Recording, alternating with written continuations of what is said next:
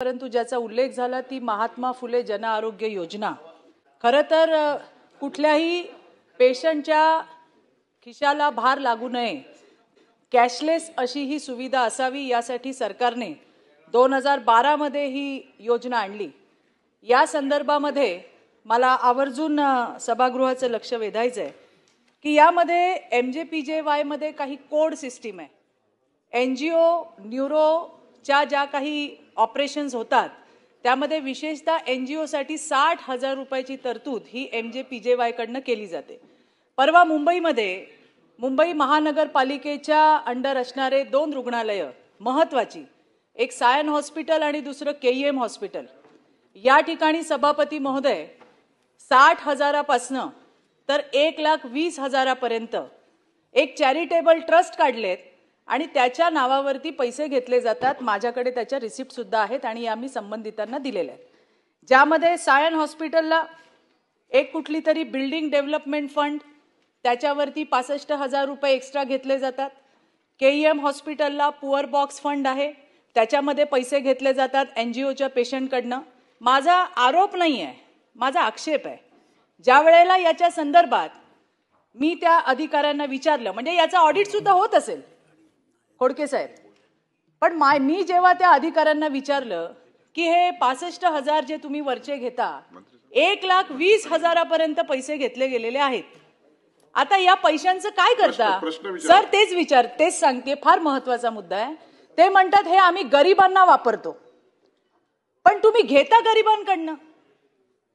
एक त्या ठिकाणी अहिल्यानगरचा पेशंट आला होता, 1,10,000 रुपये घेऊन या, त्याच्यानंतर आम्ही ऑपरेशन करतो, पैसे दाखवा मग ऑपरेशन करतो, ही सायन हॉस्पिटल मधली गोष्ट आहे।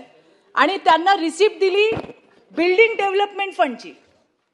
तर मला हे म्हणायचं आहे की गरिबांकडनं पैसे घेऊन काही लोकांनी अक्षरशः आपले दागिने गहाण ठेवले कारण आपलं पेशंट वाचलं पाहिजे। प्रश्न विचारत सर, मला एवढंच म्हणायचं आहे की अशा पद्धतीची खिशाला कुठलाही पेशंटच्या भार न येता महात्मा फुले जन आरोग्य योजना होत असेल, आलेली आहे, तर मग हे 60,000 पासून 1,20,000 रुपयांपर्यंत जे चॅरिटेबल ट्रस्ट काढून जे लोकांकडनं गरिबांकडनं पैसे घेतले जातात, गरिबांकडून पैसे घेऊन चौकशी होणार का असा प्रश्न विचारा। हां, तर गरिबांनाच मदत करण्यामध्ये काय हशील आहे याचं उत्तर आपल्याला मिळालं पाहिजे आणि याची संपूर्ण चौकशी। हे तर 2च हॉस्पिटल बघितले, मला विश्वास आहे की महानगरपालिकेच्या इतर हॉस्पिटलमध्ये पण अशाच पद्धतीची व्यवस्था असेल। पुन्हा सांगते, माझा आरोप नाही, परंपरागत आहे असं सांगण्यात येतं, माझा आक्षेप आहे।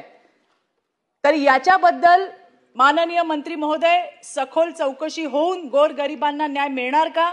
40 दिवसांचे जवळपास 80 लाख रुपये जमा केल्याची सगळी डिटेल मी AMC ना दिलेली आहे, BMCच्या। तर याची सखोल चौकशी व्हायला हवी आणि ग्रामीण भागामध्ये पण असं जर कुठे होत असेल तर त्याची चौकशी व्हायला हवी।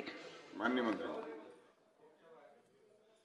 सन्माननीय सभापती महोदय, खरं तर हा विषय महानगरपालिकेच्या संबंधातले हॉस्पिटल्स आहे, परंतु सन्माननीय सदस्य चित्राताई वाघनी मांडलेला मुद्दा हा महात्मा फुले आरोग्यदायी योजनेमध्ये जे पेशंट्स येतात त्यांच्यासाठी अशा पद्धतीचे पैसे घेतले जातात, अशा पद्धतीचं त्यांचं म्हणणं आहे।